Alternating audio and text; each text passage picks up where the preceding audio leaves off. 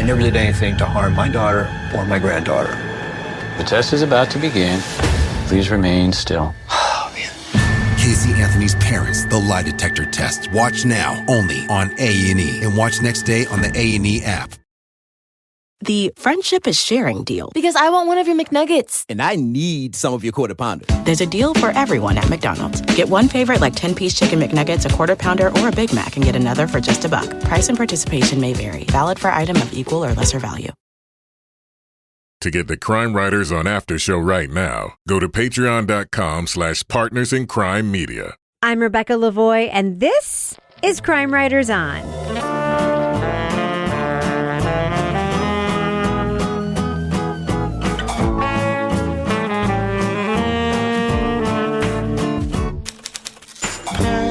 Crime Writers On is the original true crime review podcast that digs into true crime, pop culture, other podcasts. And on this episode, two young misfits develop an online relationship. Why would she convince him to take his own life? We'll talk about the Hulu series, The Girl from Plainville. Joining me to get that done and more is true crime author, TV journalist, and host of the These Are Their Stories podcast, my husband, and yes, the love of my life, Kevin Flynn. Hello, Kevin. Hello, Rebecca. Also with us is private investigator, certified pet detective, resident cat lady, and author of Dead on Deadline, Laura Bricker. Hello, Laura. Hello, Rebecca. And finally, our captain of all things cynical, author of the City Trilogy, host of Strange Arrivals, and our Patreon Deep Dive Book Club podcast host, Toby Ball. Hello, Toby. Wait, where's Toby? I can't believe you set him up like this. He got sucked up by aliens in Exeter. All right, so we should probably make it like a small announcement. Kevin, where is Toby? Toby is on sick leave this week. Toby tested positive for COVID. Yeah, he's not feeling well. Yeah, at the moment of this podcast recording, he was sniffly, did not feel well. He tried. But yes. He was, triple vaxxed, and so our hope is that, like many people who have been vaccinated, that while he may be ill, that he won't be seriously ill and require any kind of treatment outside of the home. All he said is he feels like it's just a bad cold, and as somebody who has been suffering from essentially like a bad cold sinus thing for like a couple weeks, I will say a bad cold can suck. But I'm sure he's going to be okay. It's just he's not feeling well enough to record. Yeah, so, we told Toby, take some time off. That's fine. I mean, you weren't here for like 2 weeks earlier in the month, so... I mean, not for nothing, but Toby, if you told us yesterday, maybe we could have got someone else. Banker's hours now. Yeah, I keep trying to remind Toby how, like, when Drew Bledsoe went out and Tom Brady came in, and Drew Bledsoe never came back to the Patriots, it's like... I don't know, man. Maybe you want to, get a lot of tissues and some Afrin and just tough it out. No, Toby, we are thinking about you. By the way, why are we talking to Toby like he never listens to the show? He's never going to hear this. I know, and you're like, Toby, did you listen to the podcast? He's like, no. Nope. Nope. But his mom listens to our podcast, yes. Yeah. So she will tell him that we were thinking of him. Yes. Yeah. Very fondly. Thank you, Faith. And not in any way making fun of his illness nor his absence. But I have an idea. Or the weird shape of his head.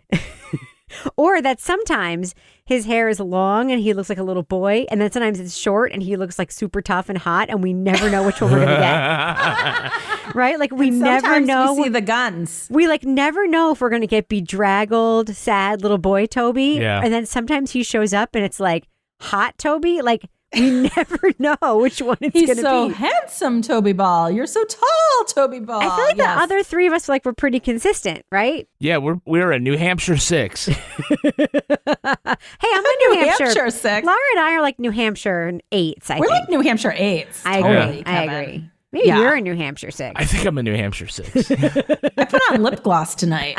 I'm wearing a necklace. That's a big deal for me. So, like, if you want to send well wishes to Toby, you can do it on Facebook and Twitter. It's going to be way too late by the time the show comes out. Let's hope. Let's hope he's on the bed. mend. I don't mean like he's going to be dead. I mean like it's going to be way too late. Like he'll be better already. Let's hope he'll be better already. Yes, of course he will. Okay, so I have an idea. Yeah. As much as possible, why don't we just try to say, what would Toby say? Like, what would Toby say right now? He actually, in the week leading up, he sent a couple of things. So we have some idea about how he feels about this topic and Thursday's topic. So we can just, I don't know, insert his thoughts, and perhaps maybe, Kevin, you could do your imitation of him doing his thoughts. No, that wasn't my Toby. No, I actually didn't. That was perfect. That was perfect. All right. So it's interesting. Yes, interesting. No T's in that word. All right. So we should probably I think get it's into... time to start it. Let's try that. Wait, but before we do, Oh, Kevin, what? This is Monday's podcast, and we have another show coming out on Thursday. Right. What is the topic of that podcast that's dropping on Thursday? We're talking about the podcast Yuba County 5. Wow, I can't wait.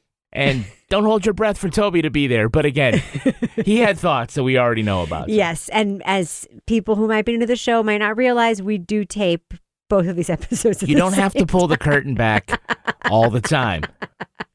Okay. With that being said, should we start the review for this episode? Yeah. Let's begin. Michelle? Michelle, what is it?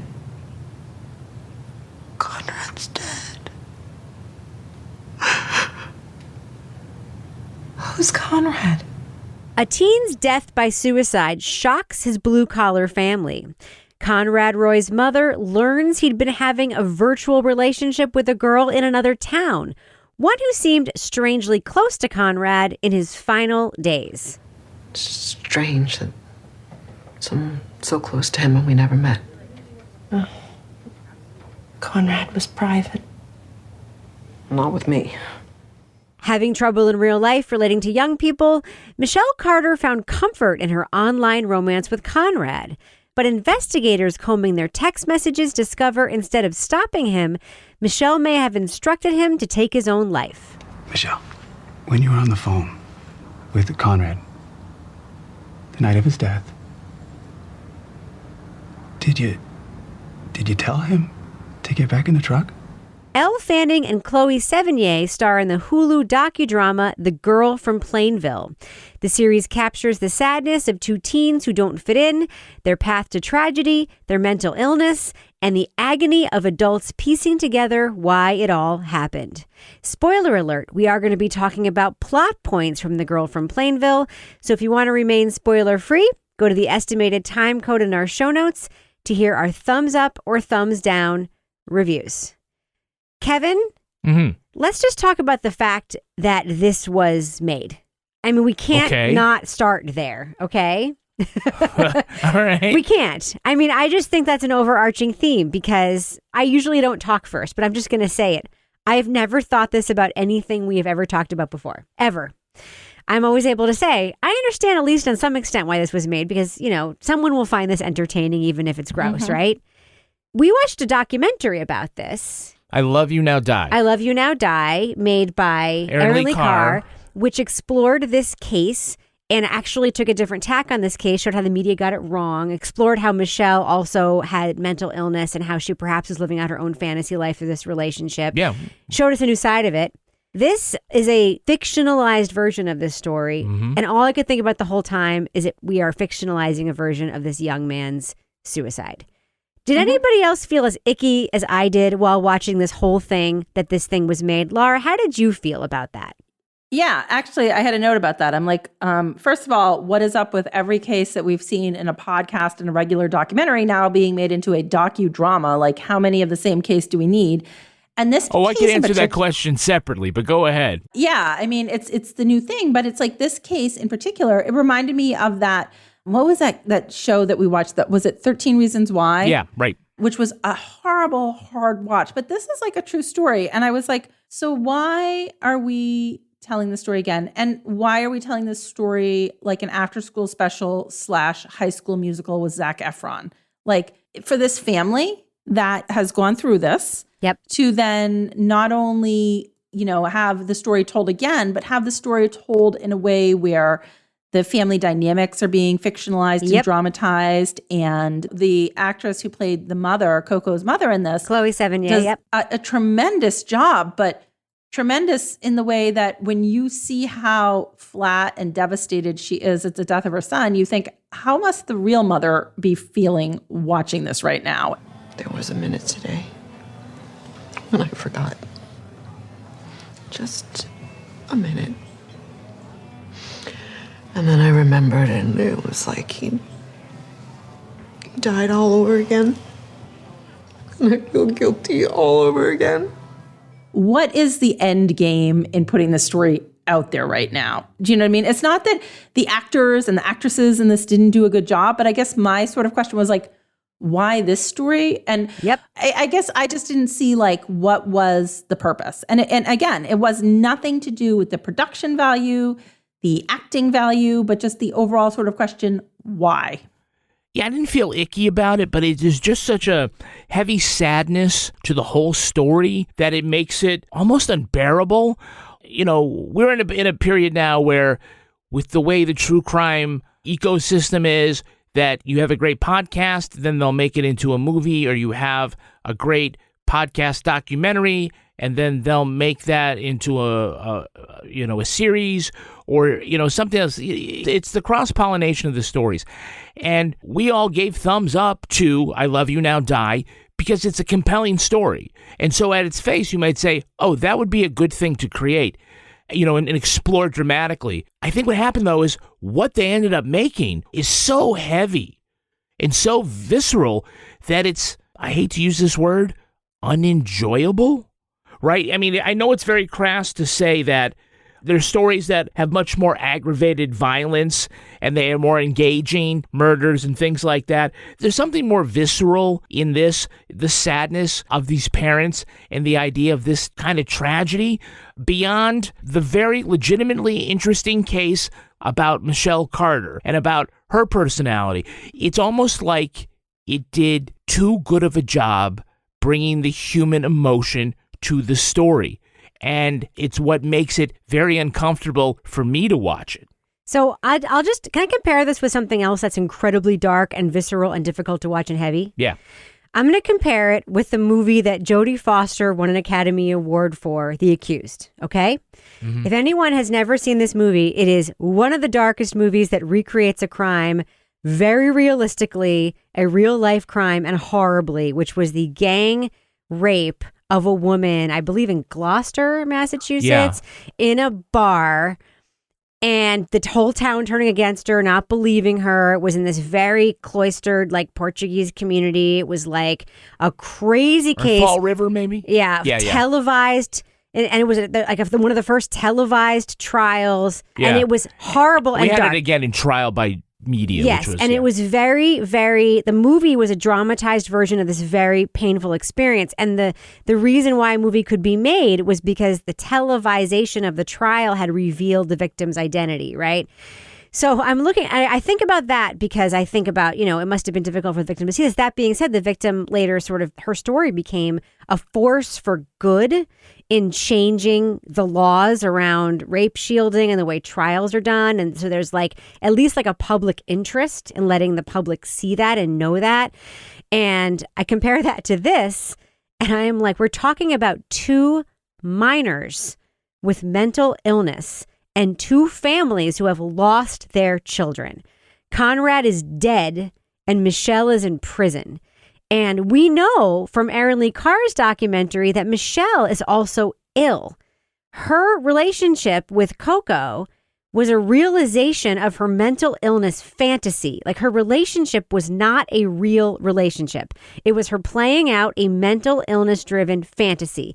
And they're doing it in the show in such a way that they're giving us clues of that, and I'm sure it's going to go further down that road. And, the audience is going to be led that way. Elle Fanning, by the way, is a tremendous actress. Yeah. And she's doing a really good job playing this role, and I don't want to take anything away from her performance. And I'm sure the writers have written this very well, and if this were fiction, we'd be having a very different conversation, right? So we know we're going there. All I can think about is that these are real people and that these are kids. It is all I can think about. And I have never felt that way. Honestly, we've watched a lot of things where it's real people and they've been kids and they've been whatever. And I've just been like, listen, this was in the news.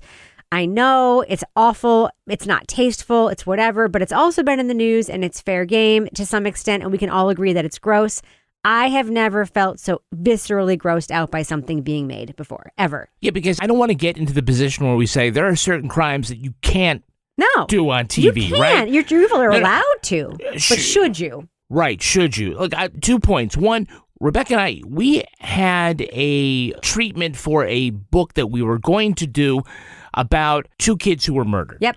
And long story short, our publisher said, nobody wants to read books about dead kids. And, like that made sense.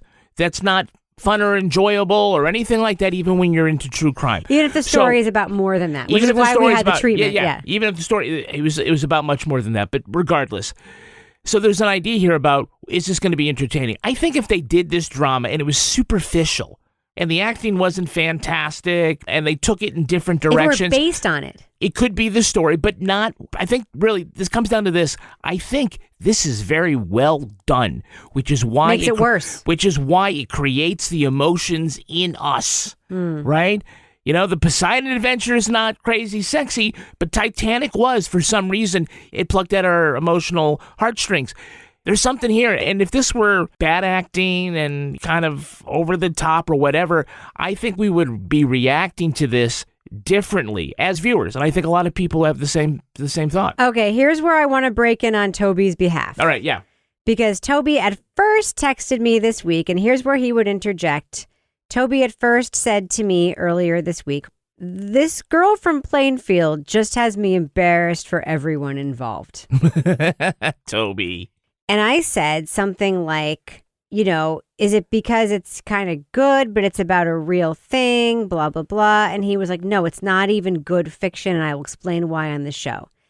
And then tonight, he actually just wrote in and said, "The one thing I was going to say," Toby says, "about the Plainville thing, in addition to how shitty it was in conception and execution, was that they do this thing where they try to build character by having every scene be in some way fraught and revelatory, and then have the characters respond to that.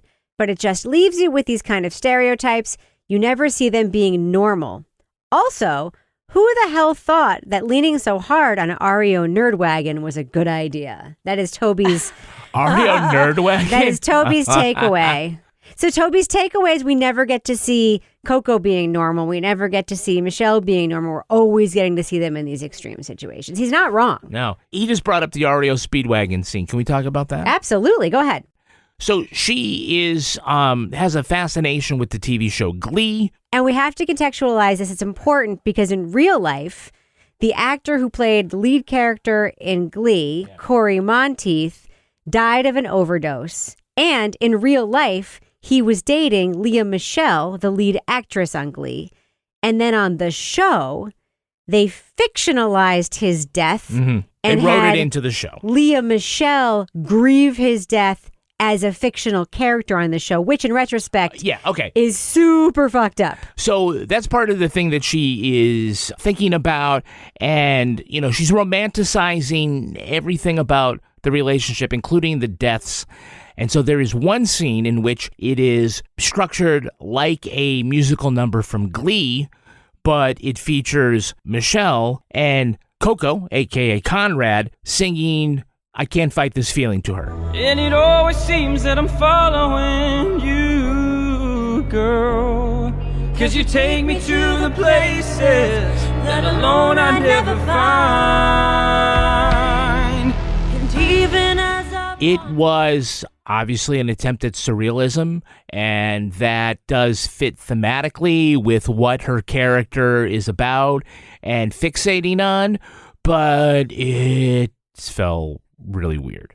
Laura, what'd you think about that scene? Well, when I saw that scene, again, I think I already said this earlier, but it reminded me of like High School Musical. I felt like I was watching like a Disney movie / after school special on teen suicide and depression that was being marketed to a totally different audience than the audience that would have been watching the docudrama about this case. Like, it didn't fit with the tone of this subject. And I was like, when it came out, I said, what the fuck is this? Like, what? And I'm like, Toby is going to lose his shit over this as I was watching it. And I'm like, it was just one of those things that I'm like, okay, somebody thought this was a good idea, and then someone else agreed with it, and it made it in here. But in the overall picture of the show and what it was trying to do, it just wasn't the right decision. Ma, ¿podemos llevar a Javi a su casa? Claro. ¿Podemos llevar también a los gemelos, señora Delgado? ¿Y por qué no? ¿Y a Noah, señor Delgado? Seguro. How about Ignacio, Mrs. Delgado? Obvio. Entre más mejor. Pero los botines sucios y los balones de fútbol los ponen atrás. Yeah, no problem. We got it. Vive a lo grande, con asientos para tus hijos y los amigos de tus hijos, en la primera Grand Highlander. I want people to understand this ordeal, it's taken a toll on both of us.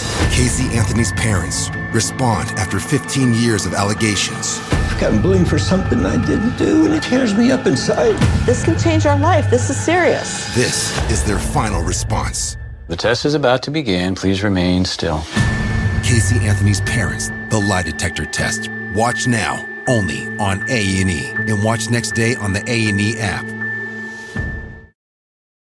The friendship is sharing deal. Because I want one of your McNuggets. And I need some of your Quarter Pounder. There's a deal for everyone at McDonald's. Get one favorite like 10-piece chicken McNuggets, a Quarter Pounder, or a Big Mac, and get another for just $1. Price and participation may vary. Valid for item of equal or lesser value. All right, guys, I think we should stop now for some business. I can't wait. Kevin, should we do our business? Let's do our business. Let's do our business. You mean like how the dog did his business in the dead center of the road before I came in? Well, maybe if you walked him on the side of the road, that would be an issue. there's no yellow line down the middle of my street. I'm victim blaming. But if there were, it would have landed right on the line. And like a tennis umpire would be like, it's in, or something Some like of us feel like you might have control of that when you're literally walking the dog on the leash, and you can guide them where you want them to go. Some of us feel that way. I'm not cruel like you. It literally has never happened to me. I've never seen either one of our dogs poop in the middle of the road, yet this man complains that it happens constantly. There's only one factor that's different here. So, on the Crime Writers on After Show. What's happening on our Patreon? I thought we had a dog poop sponsor. No. What's happening on our Patreon right now, Kevin? Because that actually is what the business section is about. We're going to be talking about our adventures last weekend in Exeter at Exeter Lit Fest. Oh my God, it was a time. Lit. It was a time. I wasn't expecting to be there, but then I was. It was amazing. Then you was. It was like a celebrity appearance. And we had listeners. I know. And that is actually the next Leave It to Bricker is one of our number one fans, perhaps our number one fan, but we don't want to leave anyone out. He's, I think, our number one evangelist fan. Okay, so our number one evangelist, Jamie Piscatelli, and he is talking about his adventures in Exeter After Dark with Laura Bricker and all of the things that he saw. And let me just tell you, it was an adventure. I bet. Yeah. That reminds me of Married with Podcast. We have a listener who wants to tell her parents about her polyamorous relationship. Yep.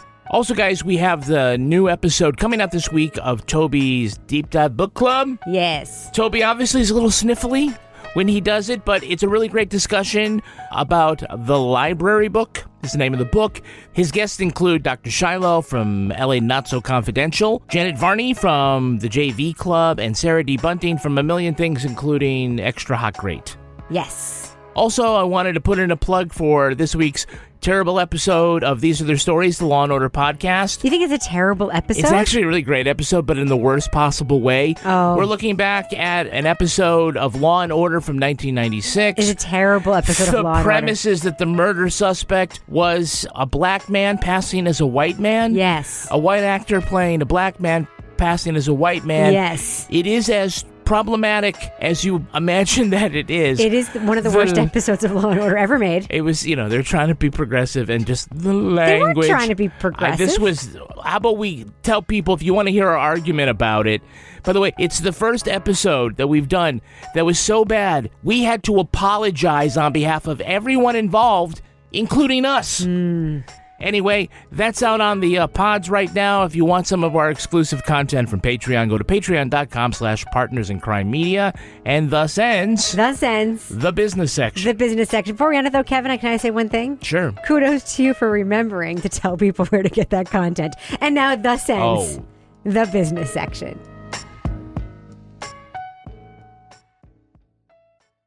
So there's one thing I want to talk about that Kevin mentioned before about the deep sadness of the show. And I think one of the things you're talking about based on your notes, Kevin, is Coco's backstory, right? Mm-hmm. The back and forth between seeing him, he has these periods of relative health and relative unhappiness. And you see the unraveling of his relationship with his parents and the unraveling of his mental health. First of all, I also want to commend his performance. Colton Ryan, the actor who plays him, is truly, I think, vulnerable, real, and incredible in this role. I started to realize that I'm not doing as great as I thought I was. I can't hide it anymore. I can't pretend that everything's okay. Everything's not okay. And it's all just gotten worse since I started talking to you. So, Laura, we are both the parents of boys approximately the age that Conrad is portrayed to be at various points in this show. And there's one thing, like, let's just pretend for a second that this is fiction, because there are moments where I do want to do that. I want to say, if we could slice out portions of this and pretend it's fiction and just talk about scenes, right? And how good certain scenes are and how good certain storylines are. There are points in this where I am like, what an absolutely fucking tremendous portrayal of being a family with a teenager with these swings with mental health and with not knowing if you're doing the right thing and with trying to be like, okay, I did all these things we think we're okay now and we think we're cool, and then realizing that you fucked up and you didn't do all the things, but also you couldn't have known. You didn't fuck up, but you just couldn't have known that things were continuing. There's one moment where, he comes back from a party, and as a viewer, we know he shouldn't have been drinking, but his mother couldn't have known that because she didn't know that he was already on this horrible path. She thought he was good because he had gone to therapy and everything. And he comes home and she's like, oh, you smell like booze. And you can tell she's just trying to keep it light, right? The viewer knows that's like a tragic path. I thought that stuff was heartbreaking and actually really well done as like a mom of a son that age. You know what I'm talking about? Oh, yeah, absolutely. And I think, he comes home and you see, she and her friend are sitting there and they're like drinking their bottle of wine and they're talking when he comes in. And I could totally, not that I'm like drinking a bottle of wine when my son comes home, but like it felt very Hello, wine mom. My son is always just like, you're a wine mom. She's a wine mom. He's a wine. Listen, it's we're not really wine moms, but we know what we're talking about here. I know it. Yeah. But I guess it felt like there was like sort of a feeling of authenticity to it. Like you could see it when he comes in and then he sits down and he's talking to them and they're like having this conversation. And, as a parent who, when you have a teenage son, when you get a conversation out of them and they actually want to sit down and share something actually real that's happening, you take the opportunity. And, especially with kids that might be struggling like that, it's like, you're like, oh, they're talking to me. Things are going okay. And I think that, again, and I said this earlier, like the character of the mother was just portrayed so well. Her facial expressions were just amazing in terms of like conveying how she was feeling at different points when, he was having different things happen. But that particular scene, I agree with you, Rebecca. Like he came in, he sat down. Yeah, he'd been drinking, like not to, but like that's kind of normal teenage experimentation. And she thought things were doing okay. So yeah. His just dramatic swings, his having a great time with Michelle on the beach after abandoning his sister in the pizza place and then coming home and having the fight with his dad. It was extremely visceral and real. And if it were fiction, I'm like, this is dead on and great. The same with Kevin. Michelle's portrayal as being, by the way, Elle Fanning is also in a show called The Great. Yeah. Which I recommend everyone watch. She plays Catherine the Great. Toby likes that show. A completely differch character. Very I tried to possessed. break up the levity by saying huzzah, which is a thing that they'd say. Oh my God. Yeah. And if you watch The Great, and then the fact that she can play such a young teenager and also play Catherine the Great in that show, really, her range is incredible. But her portrayal of a teenager, obviously, coping with mental illness, but also doing that thing that outsider teenagers do where they practice fitting in. Practicing in front of the mirror, play acting. At one point, she's in a relationship with another girl, which you can tell is another form of play acting for her. She's play acting at the fundraiser. Like, this is what a fundraiser is supposed to look like. So I'm going to act out the motions of it. Those scenes, again, excising them from this real story that we all hate was made. If they were fiction. I don't hate it was made, but go ahead. Oh, okay, I do. If those scenes, taking them out, so well done, right? Yeah. I mean, I'd like to put in my 2 cents about Colton Ryan. I just love the way he is playing Coco because he has such a calibrated vulnerability. He's not like sulky or projecting weakness in someone like that, but his painted-on smile conveys such sadness. And ironically, it's part of the reason why it's hard for me to watch. It's just too painful for that. But also Elle Fanning, this is like one of those roles I keep thinking of, like when they go to, acting workshops where they just get to cry all the time, in like those big, like emotional scenes. She's got a bunch of those. He was my star and he left too soon. Is that from Glee? Mind your own fucking business. Hey, Michelle. watch your language. I can't believe you guys are attacking me like this. After everything I've been through, leave me alone. I'm sure that she's loving the portrayal, but she also does that whole thing with playing the awkwardness and the alienation. There's a lot of, in this one, showing and not telling. The whole idea that Michelle is not really liked by her friends and that she doesn't fit in.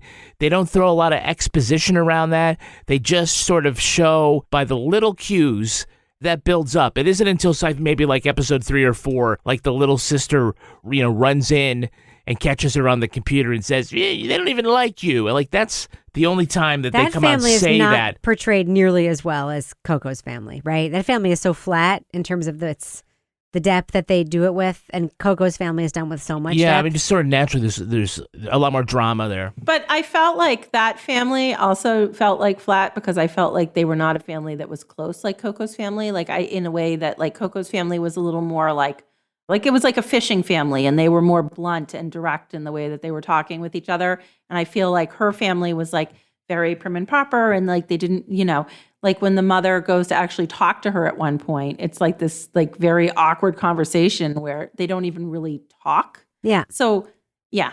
But here's my issue with that, because his family is portrayed in a nuanced way where even his relationship with his father, that it sometimes is abusive and sometimes is loving, is nuanced. Mm-hmm. And the relationship among the and everybody the there, relationship between the divorced parents, Yeah. sometimes it's cordial, sometimes it's fuck you, is nuanced, which is realistic. The relationship between mother and son sometimes is I don't know what the fuck is going on. Sometimes we're as close as can be. One of the things that is so heartbreaking, and is probably a real detail, is that she's heartbroken that he didn't leave a suicide note for her, right? Mm-hmm. And there's so many things. And we go to Michelle's family, and it's like the mom is superficial, the dad doesn't know how to have conversations. It's either they didn't know anything, or they just made the creative decision to just do nothing with her family. Just because a family has money and they don't know how to communicate with each other doesn't mean there's no nuance. And that to me is where, if you're going to do something scripted, this really fell flat. Another place it fell flat for me, Kevin, I think the same for you, is in all the portrayals of the legal side of this, the DA scenes. What did you think of those scenes? Well, we're still early into the series there. They're utilitarian because, of course, we're building towards the trial. But the idea, though, that one DA, that she's playing pool, and all of a sudden that's when she gets the epiphany that, wait a minute, that text where she said, I told him to get back in the car. Wait a minute, that means something. Not when she's at her office. Not when she's at his office, and like, you have been reading thousands of pages of text messages looking for something. You were looking for that. You shouldn't have looked at that and then gone to play pool and had some drinks and then realized, wait a minute, we have to rush back to the office. Anyway, that's sort of a cheap Hollywood contrivance, there. Wasn't that the reason, Laura, that the cop brought the case to her to begin with? The case because the cop was like, guys, there's a murder case here. I mean, he was like the one who was like to his other officer, like, dude, you're lazy, like, get the records. Yeah. And he's the one who read them and was like, look at these texts that seem bad. So, yeah. How do you feel like, Laura, when you see, for lack of a better word, sort of Law and Order portrayed in this way, and it's clearly just like not the way that it possibly could have happened? Well, it's like a Law and Order kind of show in terms of like this, like, okay, it's going to be over in like 60 minutes and we're going to have an ending. But it's very, superficial. Some of the conversations I feel like were obviously embellished that's a nice way to say it, for the sake of, the fact that this is a TV drama and we need to make it interesting and we need to make people watch. This is hence why we have this pool table scene. And, that it wasn't that exciting in the real world when they were investigating this case. Again, it felt like sort of like this FX version of like the show. Do you know what I mean? Yes. Yes. Yeah. It's like Rizzoli and Isles meets this real life case. Kevin, one last question for you. Yeah. How do you bring a relationship? Because as we learned in the documentary made by Aaron Lee Carr, and as we see here, Conrad and Michelle really only had like a few days together in real life, then didn't speak for a long time, and then had a relationship that played out entirely online, mostly through text messages. Their relationship, I don't want to say it wasn't real, because online relationships are real relationships. Michelle, I think, believed it was not only an online relationship, but it was, in fact, only a virtual relationship. How do you do that visually in a scripted series? So this is going to be the critics' damned if you do, damned if you don't. We have seen a lot of documentaries where there is a significant digital aspect to it, like Tinder Swindler and whatnot. And we're seeing a lot of text messages, and the way that gets communicated is that we see animations of screenshots and things like that. So the idea that you could do that, the danger is that all the emotion comes out of that. And people can say maybe it's cheesy, but I think given the options to put two actors together in a surreal space where they are talking to each other instead of typing back and forth, especially those, certain kinds of scenes, it builds the drama and the emotional notes that are necessary to convey those things. Do you even care about what's been happening to me? What's been happening to you? I was in the hospital for 2 weeks. Why? Because I'm weak, and I'm sensitive, and I'm not even sure why you liked me in the first place. Was it like therapy? I tried to kill myself. I'm so sorry. When he has the scene where he tells her by text, but they're standing next to each other in the imaginary land, that, he tried to kill himself. She says, "I'm sorry." On the page, on a text, right, there's a lot of different ways that can sound. They put the emotional notes behind that like good actors should. So Toby hasn't weighed in on this. I'm sure he's rolling his eyes about it. But I thought that, it was the right choice in this case to make the actors pretend to be in the same place and have a conversation as opposed to seeing animations of things popping back and forth. There was some of that, but in the important stuff, they picked, I think it was the right choice. Ma, ¿podemos llevar a Javi a su casa? Claro. ¿Podemos llevar también a los gemelos, señora Delgado? ¿Y por qué no? ¿Y a Noah, señor Delgado? Seguro. How about Ignacio, Mrs. Delgado? Obvio. Entre más mejor. Pero los botines sucios y los balones de fútbol los ponen atrás. Yeah, no problem. We got it. Vive lo grande, con asientos para tus hijos y los amigos de tus hijos. En la primera Grand Highlander. I want people to understand this ordeal. It's taken a toll on both of us. Casey Anthony's parents respond after 15 years of allegations. I've gotten blamed for something I didn't do, and it tears me up inside. This can change our life. This is serious. This is their final response. The test is about to begin. Please remain still. Casey Anthony's parents, the lie detector test. Watch now, only on A&E. And watch next day on the A&E app. The friendship is sharing deal. Because I want one of your McNuggets. And I need some of your Quarter Pounder. There's a deal for everyone at McDonald's. Get one favorite like 10-piece chicken McNuggets, a Quarter Pounder, or a Big Mac, and get another for just $1. Price and participation may vary. Valid for item of equal or lesser value. All right, well, let's do what we do. Let's let our listeners know, should they check out the scripted series based on the Michelle Carter case? It's called The Girl from Plainville. It's on Hulu. Laura Bricker, what do you think? Thumbs up or thumbs down for The Girl from Plainville? So this is tough. Overall, I think that the people that acted in this did a tremendous job. The story was told well, but it was also a story that I felt like, what was the purpose in telling the story again? Why do we need to bring this story up again? I mean, I think that this definitely did shed light on this very unhealthy codependent relationship that Conrad and Michelle had. It shed a light on their relationship. It did this weird thing that we didn't even talk about where when they did text messages, at first I thought she was having a hallucination because all of a sudden Conrad would be there when they were texting, which was a little bit odd. So, this is heavy material, and it's also, heavy material to watch.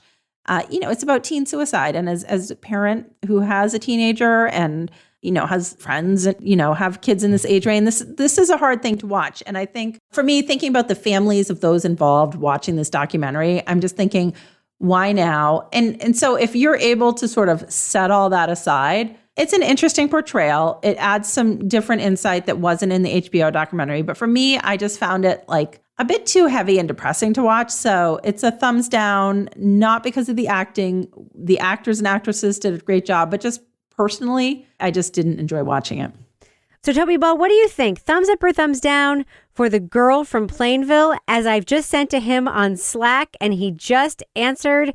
Thumbs up or thumbs down. So is he going to appear here? No. Like in a surreal scene? No. Okay. So I just asked him on Kevin, and would you like to read his answer for thumbs up or thumbs down for the girl from Plainville? Toby Ball is thumbs down. Yeah, not surprising. Kevin Flynn, what about you? Thumbs up or thumbs down for the girl from Plainville? You know, I'm going sideways, only because I can't... Oh, wait. Plainville, he says, was a catastrophe. Okay, go ahead, Kevin. I got to go thumbs sideways, only because I can't give it a thumbs down. There's so much that they're doing here, which is really well. The performances are great. When you're writing drama, you want to touch people's feelings. You want to play with their emotions. I don't know if you could say they do it too well, but they do it with something that just is so heavy. You know, I think I had an easier time watching the Chernobyl thing emotionally. It ended up making it not enjoyable to watch, but I can't kill it for the craft. You know, it wasn't perfect, but I still have to admire what is good about it. Not enough for me to say thumbs up, so I'm just going to say thumb sideways. It's sort of for me like the Improvement Association conundrum. Like, you can't say it was poorly made. You can't say it was poorly executed. I love Elle Fanning so much. I love Chloë Sevigny so much. The performance is great. The writing in this is not bad. If this were fiction, I'd be like, this is really interesting. I cannot get over the fact that this was made. I cannot. I have to give this a thumbs down. As I don't want to just say as a parent, I feel like that's the saying, like as a father of daughters. No, as a human being, I cannot get over the fact that a scripted series was made about a real life case of a child who died by suicide and the mentally ill child who is in prison because she was involved with this other child who died by suicide. I cannot get over the fact that a scripted series was made about that includes musical numbers and fictionalized scenes and fictionalized dialogues. A few weeks ago, Big Ron was on the show and he talked about the biopic problem, where at some point you have to make up scenes and you either can do it well or do it terribly. And all I could think of the entire time was that this scene between this mother and son in some writer's room was written. This scene between this father and son in some writer's room was written. This scene of this child dead in the car was written in some writer's room. I cannot endorse the fact that this thing was made. And for that reason, I am giving The Girl from Plainville a big, fat, giant thumbs down. Now it's time for my favorite part of the podcast. What a segue, right, Kevin? Let's shift gears. A little something I like to call the crime of the week. We don't know if these scientists have been studying mushrooms or doing mushrooms. Oh, I'm so glad we're doing this, Kevin. I didn't know what this was going to be. But researchers in England say the fungi, I never know how that word can be pronounced. Fungi, can talk to each other. I am so excited about this story because my son is a vegetarian and he thinks he's superior. Now I'm going to tell him that mushrooms can talk. Well, wait, read on. The report comes from a professor at the aptly named Unconventional Computer Laboratory at the University of the West of England. He says the mushrooms send a spike of electrical impulses to one another through underground connections.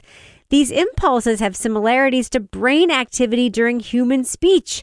The researcher says he's recorded the impulses and discovered a mushroom vocabulary of about 50 words. And he says the average mushroom word is longer than the average English word. Other bioscience academics are not as convinced. One says the rhythmic patterns of impulses is interesting, but the existence of language is, quote, somewhat overenthusiastic. Needless to say, it may be a while before we can type fungus into Google Translate. So panel, who knew fungi were so chatty? What do mushrooms talk about? What do you think, Clara Bricker? They talk about they'd like a little more garlic and wine mixed in when they're sauteed. What do you think, Kevin? It's me, Mario. I just think like Do we want to be next to the anchovies or do we not want to be next to the anchovies? All right. So, Laura Bricker, if folks want to reach out to you and say, hey, do you want a little more garlic and white wine mixed with you? And say they want to do that on Twitter, how can they find you there? They can find me at Laura Bricker. And Kevin Flynn, if people want to challenge you to a game of Mario Kart, how can they find you on Twitter? I'm at Kevin P. Flynn. And if you want to talk to me about how awesome this mushroom communication potentially is, and how these other scientists are just being assholes by not acknowledging that these mushrooms might have a language, and perhaps we should not think of ourselves as the most superior species ever. Jesus H. Christ. You can follow me on Twitter or Instagram at Reb Lavoie. You can also follow the show on Twitter at Crime Writers On, and I encourage you to join our incredible community in our official Crime Writers On Facebook discussion group. Just go to our regular Facebook page and hit join the group. I've been hearing tale that some people think our page is the group. It is not. The page is the page. When you go there, join the group. Support the show at patreon.com/Partners in Crime Media. You'll get the Crime Writers On After Show, Married with Podcast, Laura Bricker's Leave It to Bricker podcast, and Toby Ball's Deep Dive Book Club podcasts. Our theme song was composed and performed by Ty Gibbons. Our line editor is the very handsome Olivia Burdett. The executive producer of this program is Kevin Flynn. This show was recorded in the Yoga Loft above the Bodega in Bay St. Louis, Mississippi studio, otherwise known as Studio C, the closet in our New Hampshire basement where Kevin and I recreate all of the dance sequences from Glee. All of them. That's me. On behalf of all the crime writers, thanks so much for listening. We will catch you later. I just had this amazing phenomenon. You ever heard that, like, when you yawn, it makes your dog yawn? Yeah. Okay. So Kevin there's a whole phenomenon where, like, if you yawn, your dog will yawn. And it's actually true because it's true a lot, not every time, but a lot of the time, because they have this pack behavior and they take cues from other dogs. Like if one dog yawns, the other dog will yawn. It's like to get them in sync or whatever. And they actually will follow the same cues from humans. So, like, if you yawn, sometimes your dog will also yawn. Kevin literally just came inside and told me the dog took a poop. And I immediately was like, I have to do a number 2. Which is why I'm late. Sorry, guys.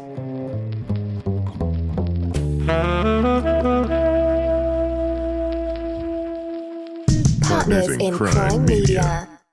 The friendship is sharing deal. Because I want one of your McNuggets. And I need some of your Quarter Pounder. There's a deal for everyone at McDonald's. Get one favorite like 10-piece chicken McNuggets, a Quarter Pounder, or a Big Mac, and get another for just $1. Price and participation may vary. Valid for item of equal or lesser value.